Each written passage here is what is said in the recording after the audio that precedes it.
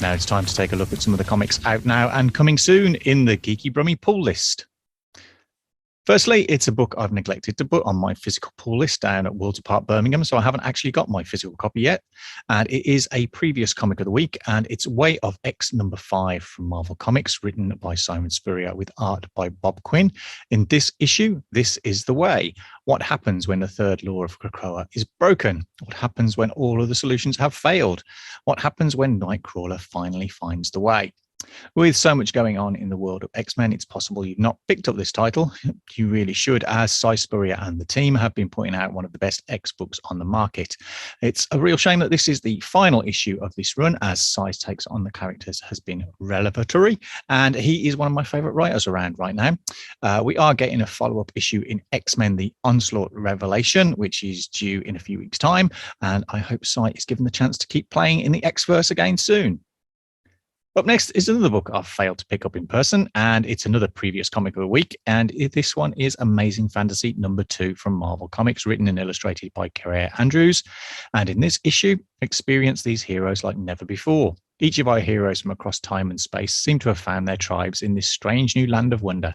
But World War II Cap, Teenage Spidey, and Spy School Black Widow soon discover that every paradise has its own costs, and eventually everyone must pay. Is there a way to avoid the coming war, or is fate the flute that leads us to our inevitable end? Our amazing fantasy continues. The first issue of Amazing Fantasy rocked. This is the kind of Marvel book that I used to love as a kid.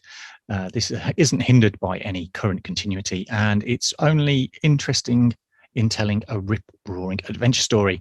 Andrew's art is spectacular, as is his writing, and that makes for a comic that is fun and enjoyable to read.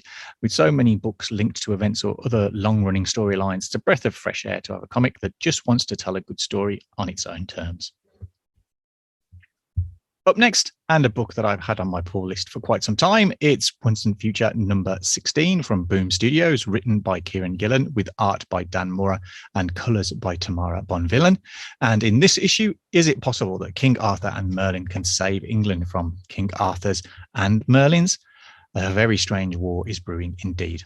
The other world and our world have collided, and England is ground zero for the chaos.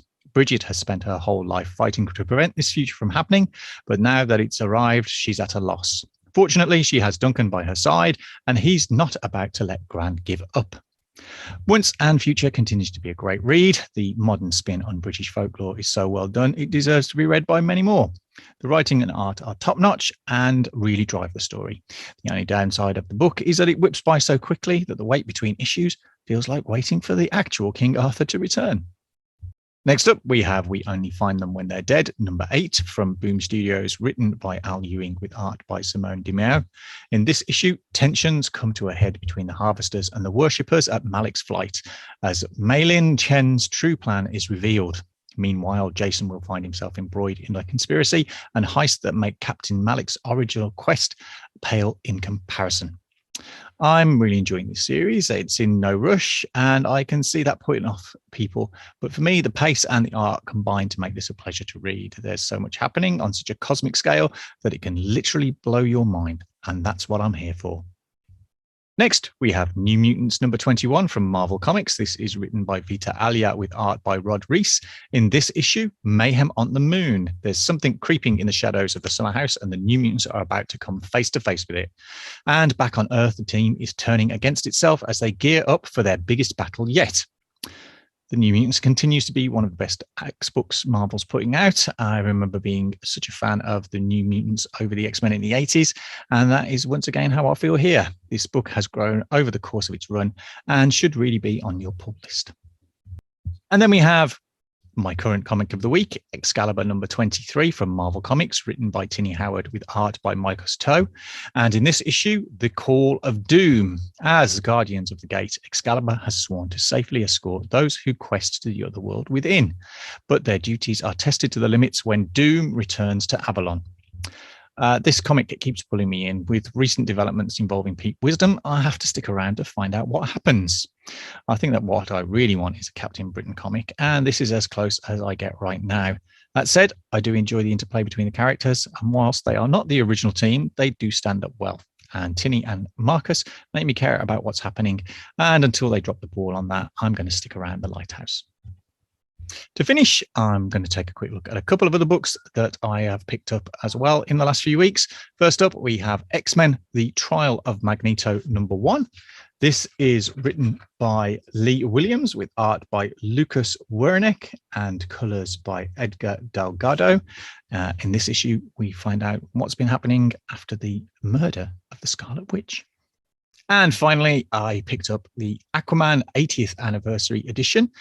This is the 1970s cover by Jose Luis Garcia Lopez and Trish Mulvihill. What a beautiful cover. This is the logo that I used to pick up Aquaman comics for back in the 1970s. This is a collection of short stories by artists and writers from across Aquaman's history. And much like all of the other DC 80th anniversary books they've been putting out recently, it's really nice. And I'm glad I've added this one to my collection. And that's it for this week's pull list. I hope you've been reading some great comics over the past few weeks, and some of my recommendations have introduced you to new and interesting comics.